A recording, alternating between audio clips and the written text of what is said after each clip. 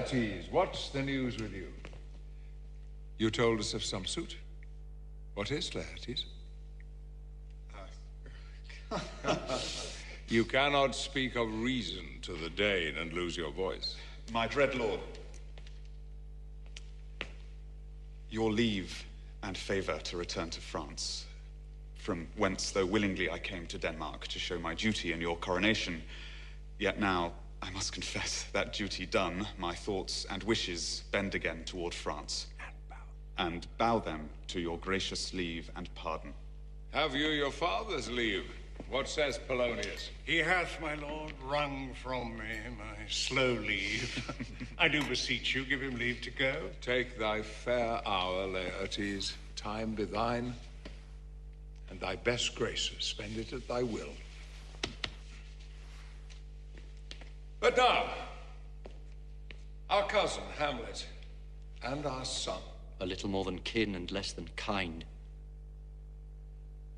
How is it that the clouds still hang on you? Not so, my lord. I am too much i' the sun. Good Hamlet, cast thy nighted colour off, and let thine eye look like a friend on Denmark. Do not forever with thy veiled lids seek for thy noble father in the dust. Thou knowest 'tis common all that lives must die, passing through nature to eternity. Aye, madam, it is common. If it be, why seems it so particular with thee? Seems, madam, nay, it is. I know not seems. 'Tis not alone my inky cloak, good mother, nor customary suits of solemn black, together with all forms, moods, shapes of grief that can denote me truly. These indeed seem, for they are actions that a man might play, but I have that within which passeth show. These but the trappings and the suits of woe.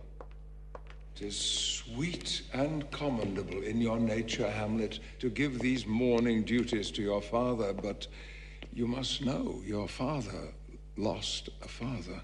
That father lost his, and the survivor bound in filial obligation for some term to do obsequious sorrow.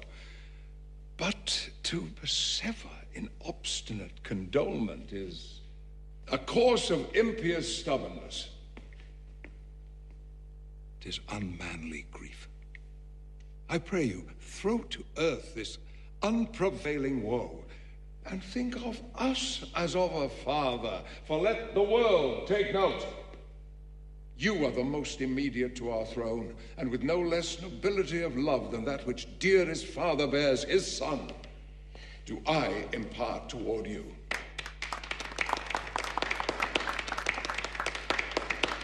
For your intent in going back to school in Wittenberg, it is most retrograde to our desire, and I beseech you, bend you to remain here in the cheer and comfort of our eye, our chiefest courtier, cousin,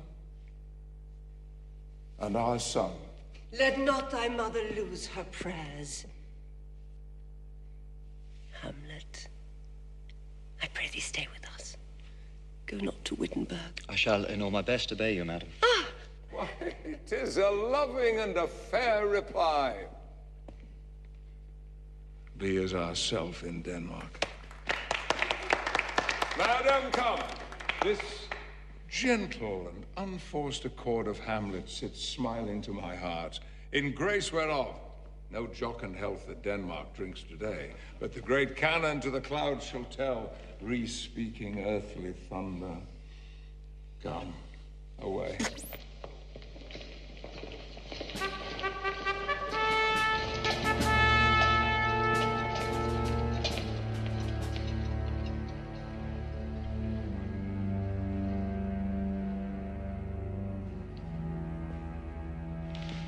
Oh, that this two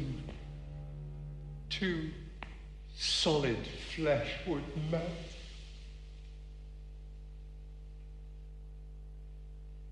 Oh, and resolve itself into a dew.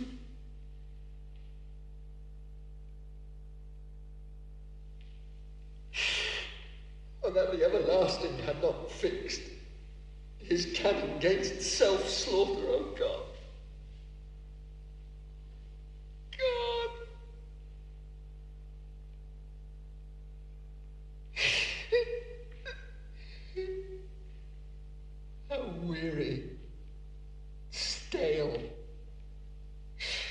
Flat and unprofitable seem to me all the uses of this world. Fine. It is an unweeded garden that grows to seed.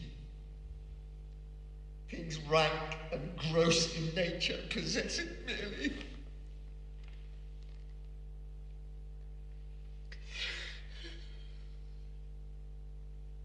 That it should come to this. But 2 months dead. Nay, not so much, not 2. So excellent a king that was to this, Hyperion to a satyr.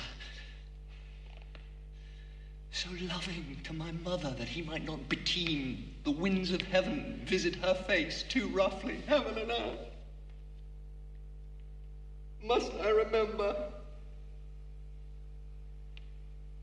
Why, she would hang on him, as if increase of appetite had grown by what it fed on, and yet within a month, let me not think on frailty, thy name is woman, a little month. Or ere those shoes were old, with which she followed my poor father's body, like Niobe, all tears, why she, even she, oh God, a beast, that once discourse of reason would have mourned longer, married with my uncle.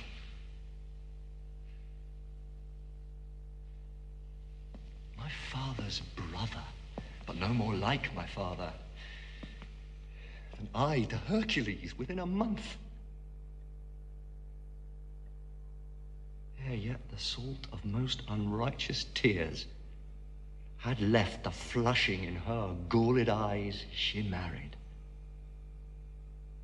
Most wicked speed to post with such dexterity to its cestuous sheets.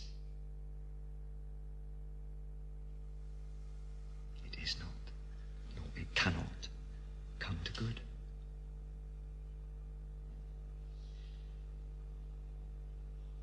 But break my heart, for I must hold my tongue. Hail to your lordship. I'm glad to see thee well. Horatio! Oh, I can forget myself. The same, my lord, and your poor servant ever. Oh, my good friend, I'll change that name with you. And what make you from Wittenberg, Horatio Marcellus? My good lord. I'm very glad to see you. Good evening, sir. What in faith make you from Wittenberg? We'll teach you to drink deep ere you depart. My lord, I came to see your father's funeral. I pray thee do not mock me, fellow student. I think it was to see my mother's wedding. Indeed, my lord, it followed hard upon. Thrift, Horatio. The funeral baked meats did coldly furnish forth the marriage tables. My father. Methinks I see my father. Where, my lord? In my mind's eye, Horatio. I saw him once. He was a goodly king. He was a man, taken for all in all. I shall not look upon his like again. My lord, I think I saw him yesternight. Saw who? My lord the king, your father. The king, my father? Season your admiration with an attent here, till I may deliver upon the witness of these gentlemen this marvel to you. God's love, let me hear. 2 nights together had these gentlemen, Marcellus and Bernardo, on their watch, in the dead vast and middle of the night, been thus encountered.